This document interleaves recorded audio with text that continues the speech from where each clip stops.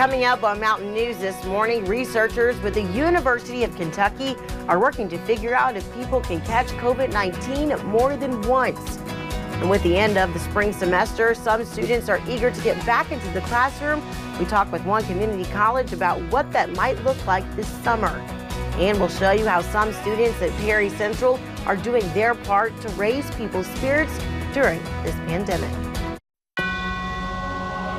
Dedicated to Eastern and Southern Kentucky, this is WYMT Mountain News This Morning.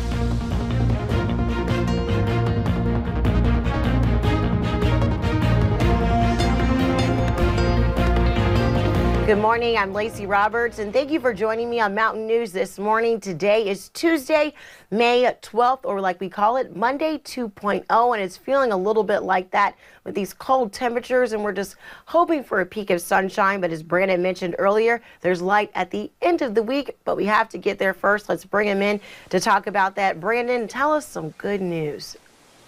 Well, today I can tell you it's still going to be cold, but for the next couple of days, things are going to be on an upward trend, so get ready for that. Let's take a look and see what's going on right now. Frost advisory across the region, at least most of the region until 9 o'clock, so that's the big thing we're dealing with. But the clouds moved in overnight, so maybe stopped a little bit of that frost this morning. We're going to continue to watch that. Temperatures chilly across the region, most of us in the 30s, mid to upper 30s at that. Prestonsburg at 40 and Huntington at 41. Your out-the-door forecast features, again, a mix of clouds and sun as we head deeper into the day, and temperatures should get closer to 60 today, unlike the 50 they got to yesterday. I'll have more on that in a little bit. Lacey?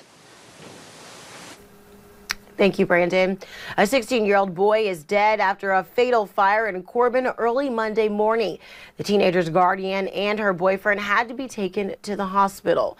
They are expected to be okay, but troopers say that these kinds of calls are never easy. The fire started sometime in the early morning, and Kentucky State Police were called to the scene around 3. Caution tape around the site is still up as arson investigators work to determine the cause of the fire.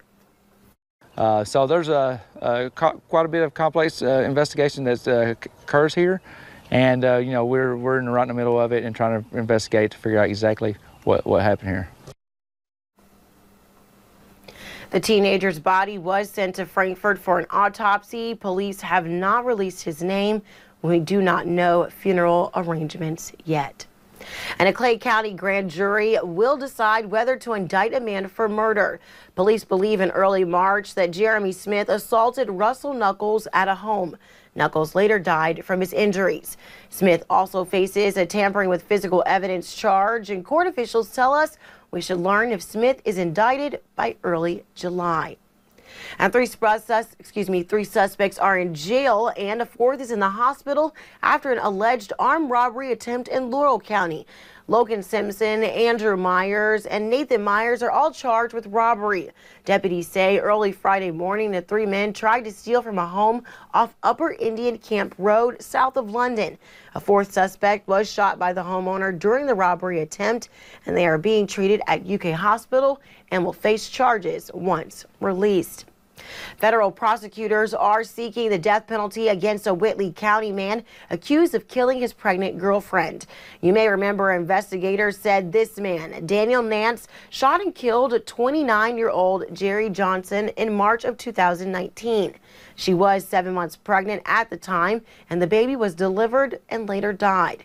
Prosecutors say Nance killed Johnson to keep her from talking to police about his efforts to sell meth. In a time of uncertainty, by now you have heard that term used more than once, but for some, it's more than just that. COVID-19 and the circumstances behind it are creating a time for those in recovery to relapse. WYMT's Will Puckett has more. It is important to remember one thing about people in recovery. They're not bad people.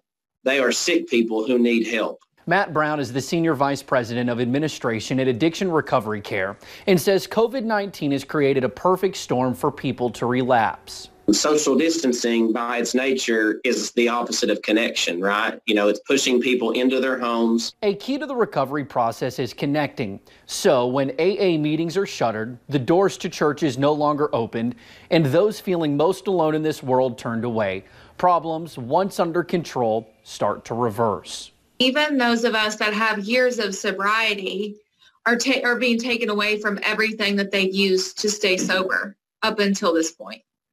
And it's a really dangerous storm that people are finding themselves stuck in for a lot longer than they probably thought they were going to have to deal with it. Kayla Parsons is the Deputy Chief of Staff at ARC. She has a front row view of this pandemic and its impact on those in recovery. I know for me personally, it's worse than I anticipated. From Massachusetts and Pennsylvania to Ohio and Kentucky, the importance of showing support to those in recovery is key. Reach out to people. You don't have to stay isolated just because we're not getting together in groups. Lending a helping hand to those who need it most. Will Puckett, WYMT Mountain News. ARC has launched a mobile help initiative called ARC Anywhere, allowing those in recovery to connect remotely to all those services that they do offer. And there are still a lot of questions surrounding COVID-19. The big one is if you get sick, can you catch the virus again? That's what professors at the University of Kentucky are looking at in a new clinical trial.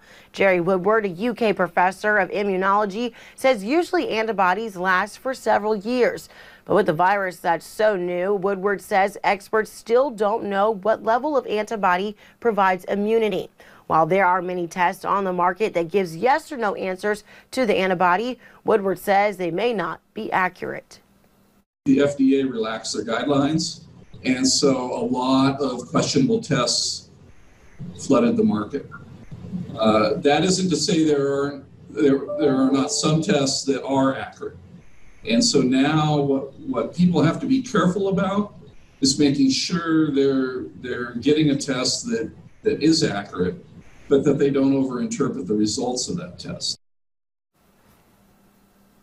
Woodward says UK uses tests that measure levels of antibodies versus those yes or no answers. He's hopeful that our body's antibody responses will be protective, but it's going to take time to prove that. With the end of the semester, some students are eager to get back into the classroom, but not only for fall classes, but summer classes as well. Hazard Community and Technical College will begin summer classes starting June 1st, with some classes being offered in person. President of Hazard Community and Technical College, Dr. Jennifer Linden, is also happy to announce students may now sign up for aid from the CARES Act, and that option could put some minds at ease. Everyone's individual situation is a little bit different. Everyone may have different needs. But it will definitely be on a first come, first served basis. So I encourage students to go and take a look at that as soon as possible, because there's some additional documentations and things that you have to attach with the application. It might take some time to get that. Students will also make up lab hours from the spring semester. To find the CARES Act application and to register for summer and fall classes, you can find that link on our website at WYMT.com. The community continues to rally behind and support each other during this pandemic, and that's exactly what the students at Perry Central are doing. Members of the Student Council are making rounds delivering You Matter candy bars to places deemed essential. Yesterday, Case Campbell from the class of 2022 stopped here at WYMT to deliver bars to those remaining here in the building. They matter and their job never stops, so we just want to thank them in our community for always doing their job and doing everything that they can for our community. The council has made rounds to postal workers, ambulance facilities, jails, and many other spots around town. Well, of course, they continue to support us, and we appreciate them stopping by. But now it's time for our Helpers and Heroes segment, which we highlight other folks who are on the front lines, helping others and thanking them. Let's take a look at our first picture this morning. That comes to us from Frida, and this is the hardworking folks with the Materials Management Department at Hazard ARH. They're practicing that good social distancing while doing their jobs to help people inside the hospital each and every day. Thank you all for your service. Next, Anita sent us this picture of her daughter, Marty Clifford.